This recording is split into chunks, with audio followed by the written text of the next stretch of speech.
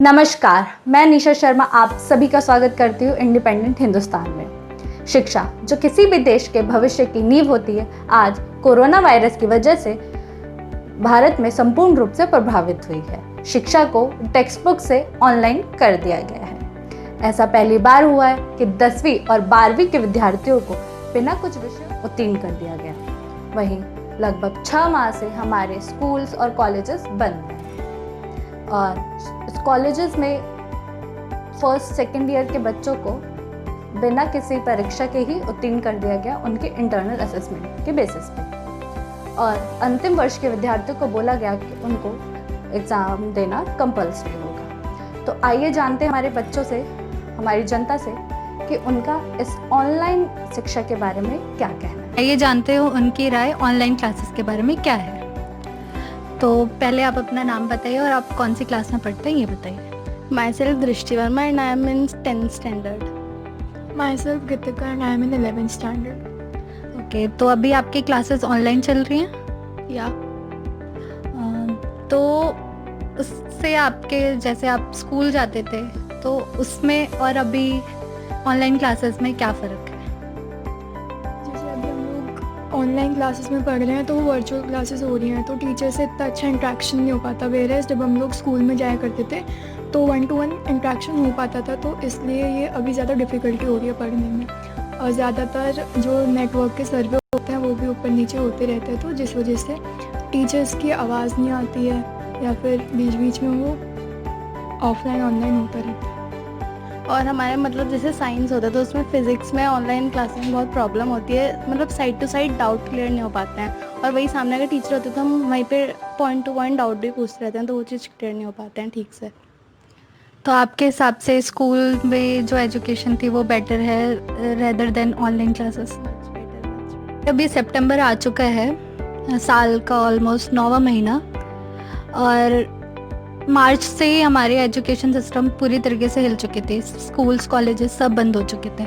2 महीने तक school colleges बंद रहे और उसके बाद ऑनलाइन एजुकेशन सिस्टम को इंट्रोड्यूस करा गया। तो अभी जहाँ पे आपका एडमिशन हो जाना चाहिए था, एज अ 12th आपने पास कर ली है, तो उस चीज़ के बारे में आपका क्या कहना है कि अभी तक बहुत से कॉलेजेस में तो डीयू ने तो अभी तक एडमिशन स्टार्ट भी नहीं करे, तो उसके बारे में आपका क्या कहना है? अगर अभी तक हमारे कॉलेजेस के हो जाते तो अभी तक बहुत सिनेरियो बहुत चेंज हो जाता, पर अब जैसे वो डिले होते जा रहे हैं फिर उससे हम पे भी बहुत ज़्यादा प्रेशर हो रहा है, क्योंकि कुछ कॉलेजेस का क्या हो रहा है कि वो अपना पहले ही करवा चुके हैं, तो हमारे लिए जो उनके चांसेस वो बहुत कम रह गए हैं। फिर वो आगे बढ़ते जा रहे हैं, तो हमारे लिए बहुत टफ़ हो रहा है कि हर दिन कोरोना केसेस इंक्रीज़ हो रहा है, और फिर उसके बाद हमारे जो एग्ज़ाम्स हैं उनकी भी डेट फिर पोस्टपोन होती जा रही है। जो हमारा एग्ज़ाम जून में होना चाहिए था वो अब सितंबर के लास्ट में हो रहा है, तो उससे बहुत फ़र्क पड़ा है एडमिशन में। सकते हैं तो बहुत ही ईजी हो जाता है। ओके, तो जैसे आप इलेक्ट्रॉनिक इंजीनियरिंग कर रहे हैं तो उसमें प्रैक्टिकल नॉलेज बहुत ज़रूरी है कि आप मशीन्स के साथ या जो भी कंप्यूटर, उनके प्रैक्टिकल नॉलेज आपके लिए बहुत ज़रूरी है। तो वो घर पे बैठ के ऑनलाइन क्लासेस में वो अवेलेबल है या नहीं है, इसके बारे में? अभी करंटली तो अवेलेबल नहीं है, बाकी कॉलेज वाले में भी प्रोवाइड कर सकते हैं ऑनलाइन सॉफ्टवेयर एनिमेशन के थ्रू, तो अभी तो ऐसा सच कोई प्रोग्राम नहीं है। तो आपकी क्लासेस ऑनलाइन चल रही होंगी, तो उसके बारे में आपका क्या कहना है कि वो बेनिफिशियल है कि नहीं है? क्लासेस बिल्कुल भी बेनिफिशियल नहीं है। मतलब बच्चे भी इतने वो शैतान हो चुके हैं कि अभी काफ़ी बच्चे क्लास में रिया चक्रवर्ती बन के आ जाते हैं, कुछ विनोद बन के आ जाते हैं। कभी कभी ऐसा होता है टीचर को म्यूट कर देते हैं, टीचर को खुद ही नहीं पता होता, टीचर्स को निकाल दिया जाता है मीटिंग से, फिर वो 10 मिनट बाद उन्हें पता चलता है, फिर वो अनम्यूट करते हैं अपने आप को, तब तक क्लास ख़त्म हो जाती है। तो आपकी क्लासेस स्टार्ट हो गई हैं या अभी होने वाली हैं? 16 सितंबर से ऑनलाइन क्लासेस शुरू होंगी। तो आपको ऐसा नहीं लगता है जहाँ पे आपकी मिड जुलाई में आपके कॉलेज स्टार्ट हो जानी चाहिए थी, अभी तक 16 सितंबर, लगभग 3 महीने का फ़र्क है, तो उससे आपके एजुकेशन या आपकी पढ़ाई पे कोई असर? हाँ, काफ़ी कुछ हो जाएगा। जैसे अब फ्रेशर्स नहीं होंगे, जहाँ तक है वो डिले कर देंगे, और काफ़ी फंक्शंस वगैरह नहीं होंगे। ये है कि अब घूमना घामना नहीं हो पाएगा किसी का भी। अब सीरियस हुई, अब पढ़ाई के टाइम रह जाएगा। वो कहेंगे कि अब कुछ इतना टाइम है नहीं, तो सिर्फ पढ़ो ही पढ़ो। तो अभी आपकी क्लासेस ऑनलाइन हो रही होंगी, तो उसके बारे में आपको क्या कहना है कि वो बेनिफिशियल है कि नहीं है? It's very beneficial. I am liking it a lot. Moreover, I don't have to give exams. I don't have to study. It's pretty cool. But आपको कभी ना कभी तो एग्ज़ाम देना पड़ेगा ना। I will see them. ने देखा कि ऑनलाइन शिक्षा का हमारे बच्चों पे क्या असर पड़ा है। अब बात करते हैं हमारे अभिभावक और शिक्षकों की, जिन्होंने बताया कि उनके लिए ऑनलाइन शिक्षा किस तरीके से चल रही है, क्या वो अच्छी है या बुरी है।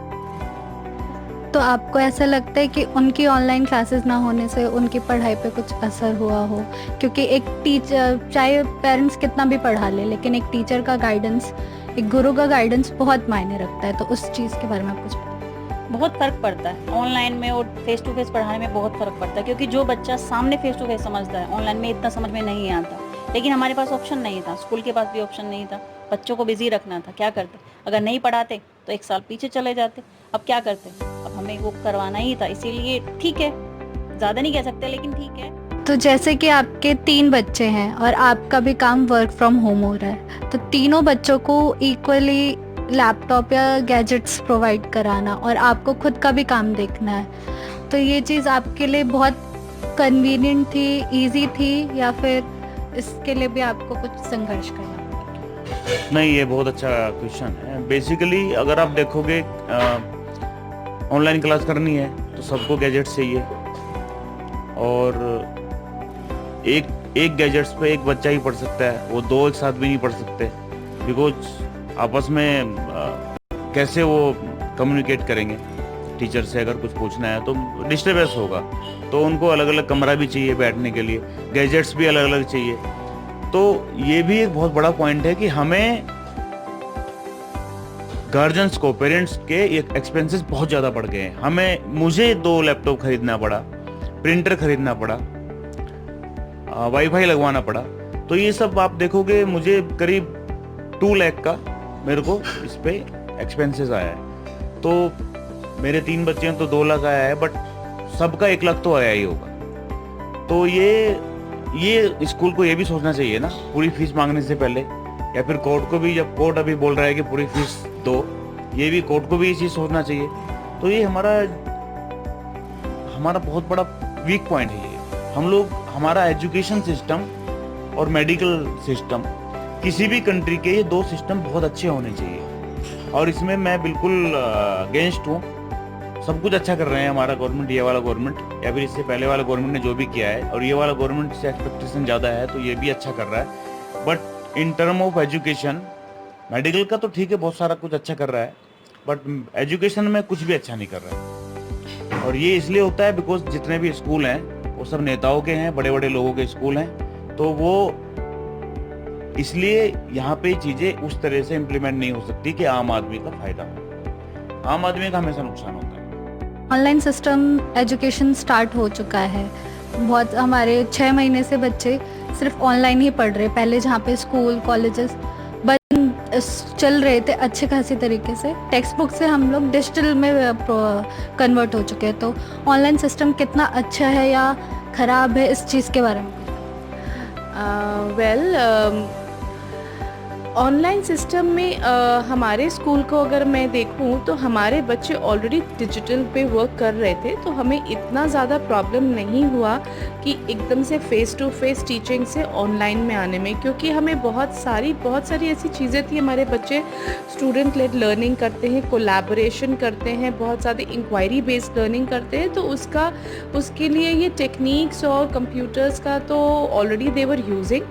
बट हाँ, शुरू में क्योंकि सबके पास इंटरनेट की फैसिलिटी नहीं होती है और डिवाइसेस नहीं होते हैं, तो मैं मान सकती हूँ कि शुरुआत में ये ज़रूर इश्यूज़ आए थे। कुछ पेरेंट्स जो होते हैं वो भी कंप्यूटर से इतना वाकिफ़ नहीं होते हैं, उनको ट्रेनिंग नहीं होती है, तो उनको बहुत डिफ़िकल्टी हो रही थी।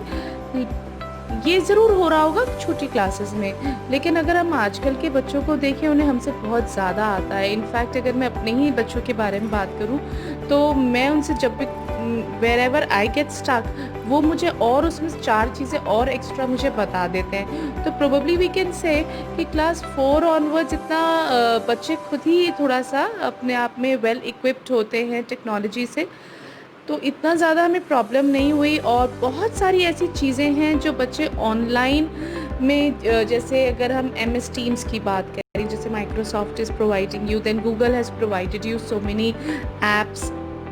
तो बहुत कुछ ऐसा है जो बच्चे एक्सप्लोर करते हैं, तो it is a nice thing and everything I feel has a positive and a negative effect. ठीक है, ज़रूर पेरेंट्स का उनका कहना है कि ऑल द टाइम अगर स्क्रीन पे इतने देर रहेंगे तो उन बच्चों की आइज़ पे इफ़ेक्ट होगा। तो ठीक है, वी कैन हम लोगों ने ऑलरेडी थोड़ा सा ड्यूरेशन कम कर दिया है, बट देखा जाए तो बच्चे अक्सर मोबाइल पे ही रहते हैं। अब तो एक it has become a disease.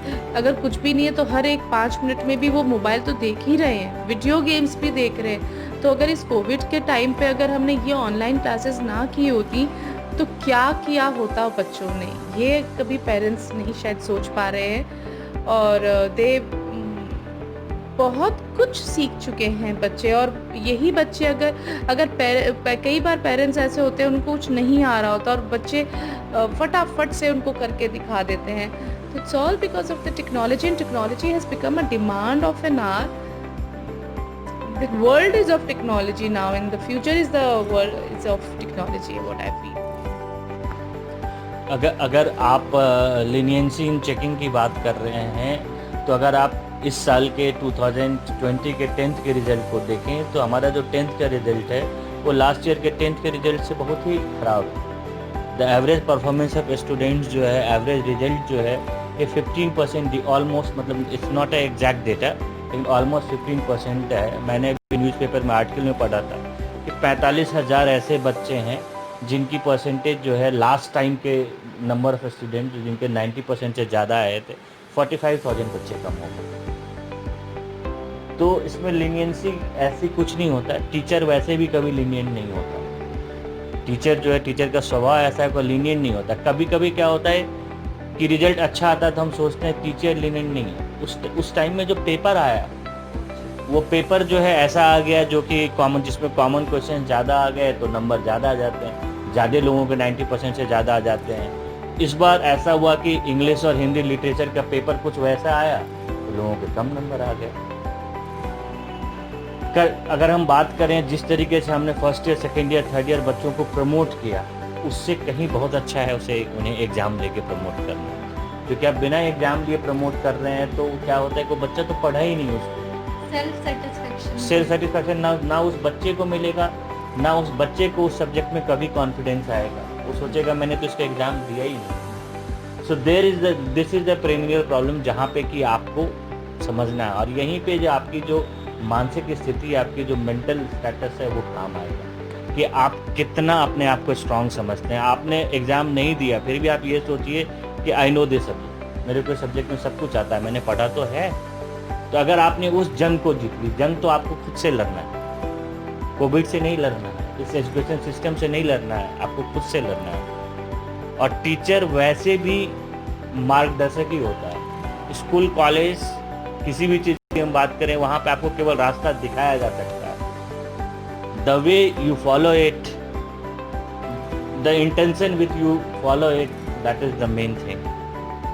तो आप कैसे अपने टारगेट को डिसाइड करते हो, आप कैसे अपने टारगेट के पीछे को फॉलो करते हो, आप कैसे उसके पीछे पागल होते हो, that is the only thing which you have to learn and you have to follow.